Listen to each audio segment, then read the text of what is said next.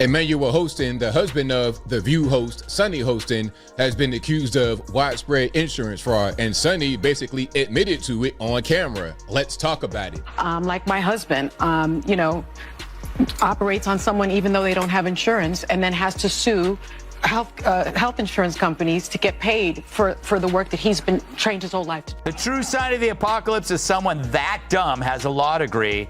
So that makes Sunny Hostin, who thinks climate change caused the solar eclipse, the dumbest of them. The clash between Greg Gutfeld and The View is not something that appeared overnight. It is the result of years of ideological tension, media competition, and sharply contrasting styles of communication that have gradually evolved into a recognizable and ongoing rivalry within American television. Greg Gutfeld, known for his satirical and often provocative commentary on Fox News, has built a brand that thrives on challenging mainstream narratives, particularly those presented by daytime talk shows like The View.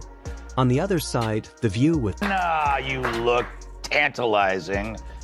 You know, I make fun of The View a lot, but that's only because they keep talking. Because COVID also taught Sunny Hostin how to get her groceries delivered. 3 years, that's when I discovered Instacart, and I give them a big tip because they don't always pay their people well, and it's so that's been an issue, I think, for the company. But man, you can get toiletries, you can get fire logs. Fire logs? She had to tell the audience that she tips big because even she knows she sounds insufferable. Dr. Emmanuel Manny Hostin, an orthopedic surgeon and husband of The View co-host Sunny Hostin, is accused in December lawsuit fraudulently billing insurance. By the way, this is a Daily Caller story I'm reading. The lawsuit alleges Hostin knowingly provided fraudulent medical and other healthcare services in exchange for kickbacks and or compensation, and names him among nearly 200 defendants in one of New York's largest RICO cases. Wow. Hosts like Sunny Hostin, Whoopi Goldberg, and Joy Behar has positioned itself as a platform for progressive discussion, social commentary, and political critique, often speaking from a perspective that directly contrasts with Gutfeld's approach. Over time, this ideological divide has created repeated moments of tension where commentary from one side sparks reaction from the other, forming a cycle that feeds both audience engagement and media attention. One of the defining features of this rivalry is how it blends entertainment with political. I want to hit myself in the face so I can feel something. You know, it's like so boring. He's like, yeah, I like Instacart, but don't worry, I tip the poors. But, you know, Joy, you actually don't like Instacart, and you do like the store.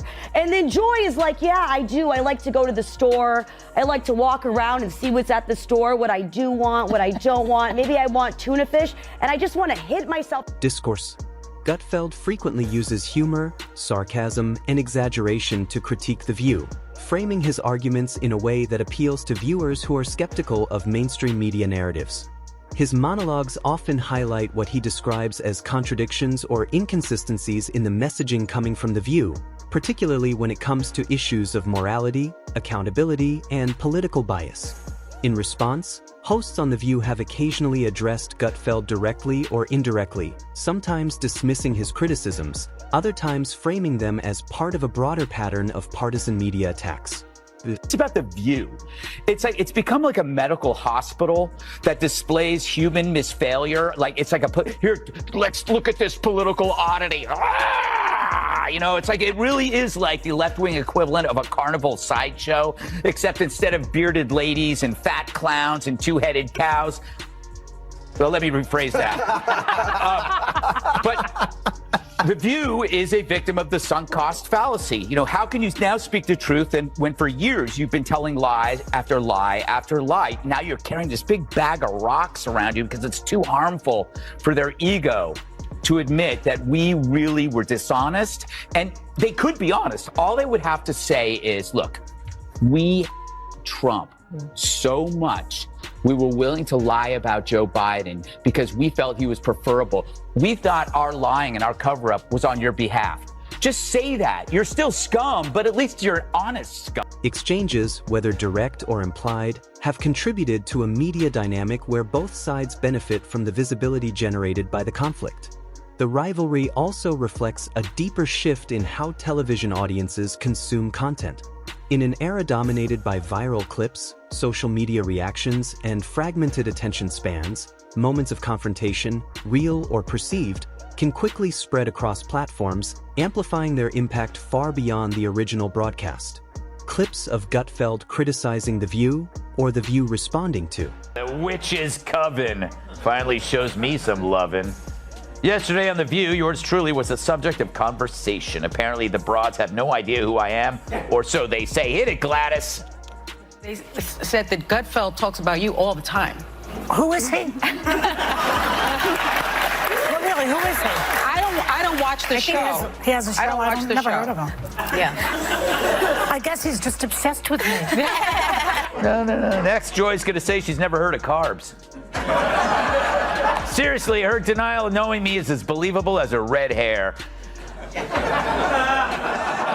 But obsession? I mean, come on, Joy. Where would you even get that idea?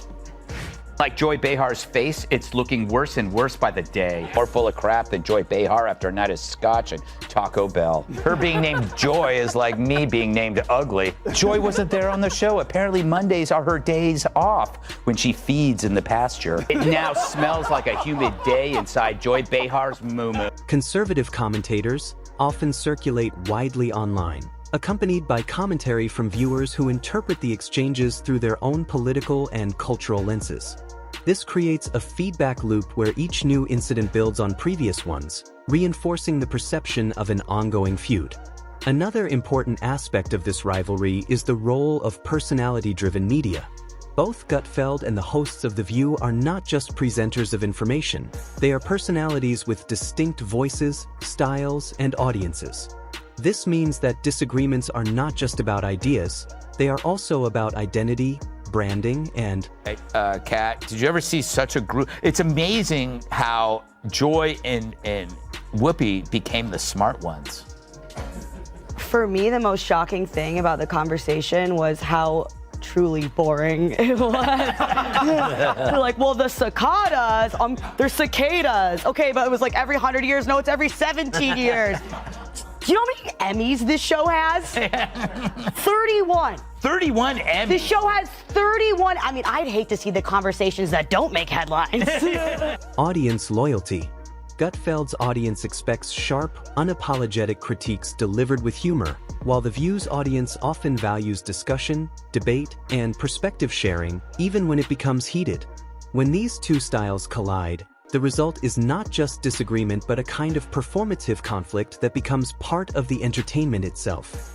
Historically, there have been multiple moments that have fueled this dynamic.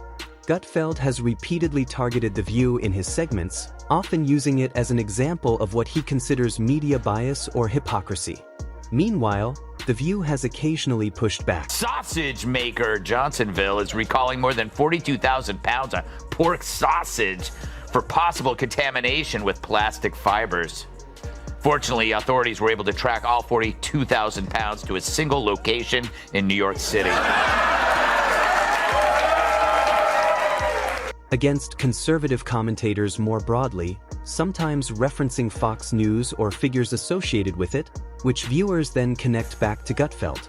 These indirect exchanges keep the rivalry alive even when there is no direct confrontation. What makes the current situation involving Sunny Hostin particularly significant is how it intersects with this existing history. Because Hostin is one of the more prominent legal voices on The View, known for discussing issues of justice and accountability, any controversy connected to her personal life or household naturally draws more attention within this rivalry framework.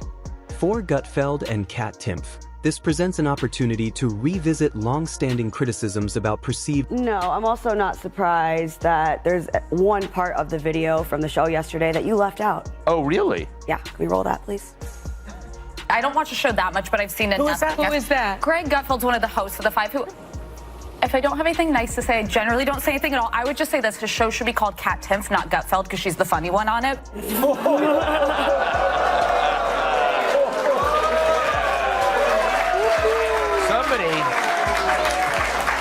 Somebody's flirting with little Kat over here. Well, she's the Republican one at the table.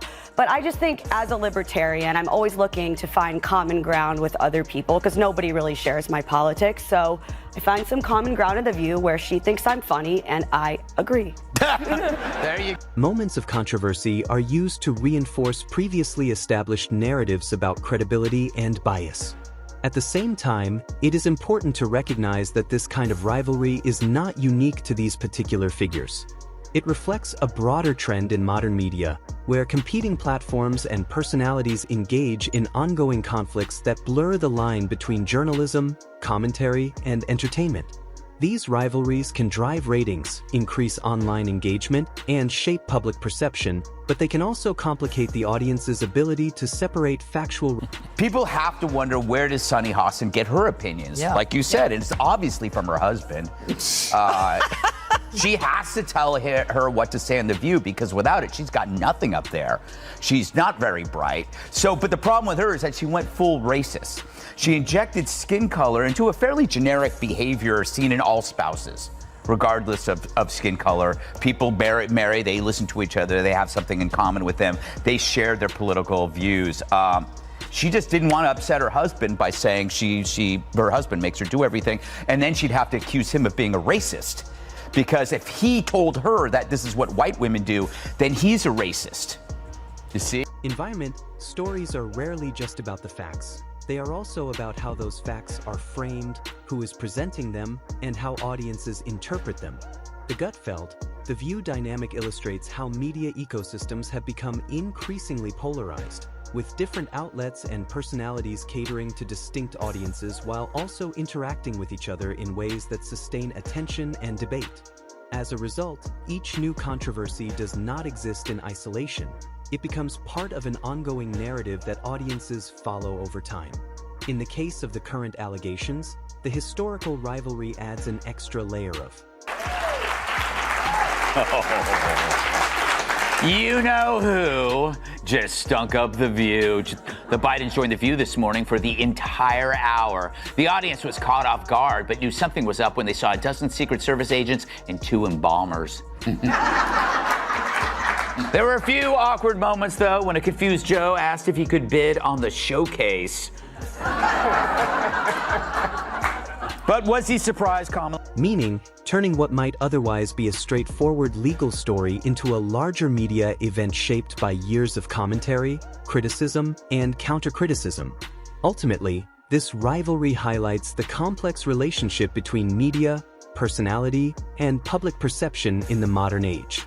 It shows how quickly a situation can evolve from a developing news story into a broader cultural conversation, influenced not only by the details of the case but also by the voices that choose to amplify it. Whether viewers see Gutfeld's commentary as fair critique or partisan satire, and whether they view The View as a platform for important discussion or biased commentary, often depends on their own perspectives. What remains consistent— Oh. That's not what I read. The true sign of the apocalypse is someone that dumb has a law degree. Worse, if your name has the word sun in it, there's no excuse for not knowing how an eclipse works. But it's no surprise that Joy is the one who understands science. She's been on the science diet for years.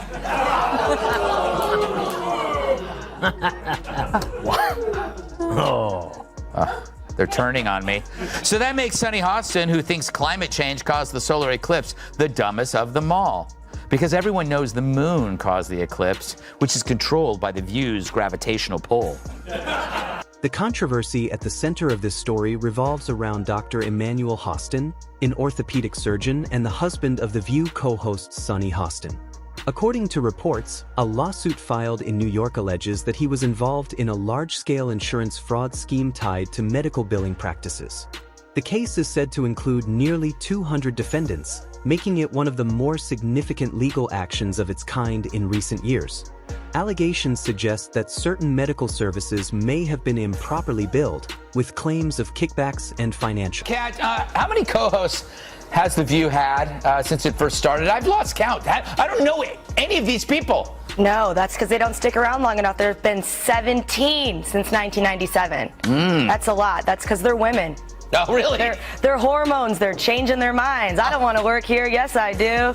That's why women are always changing jobs every day. Wow, I just quit. Direct mail to Catherine Timpf. Not me. I disavow everything she said. Incentives playing a role in the operation. It is important to note that these are allegations, and no final judgment has been made in court. However, the scale and seriousness of the claims have drawn widespread media attention. Because of Sunny Hostin's public role as a legal analyst and television personality, the situation has extended beyond the courtroom and into the public conversation. As headlines continue to circulate, the case has become more than just a legal matter. It has evolved into a high-profile media story, raising questions about accountability, perception, and how public figures are viewed when personal and professional worlds intersect.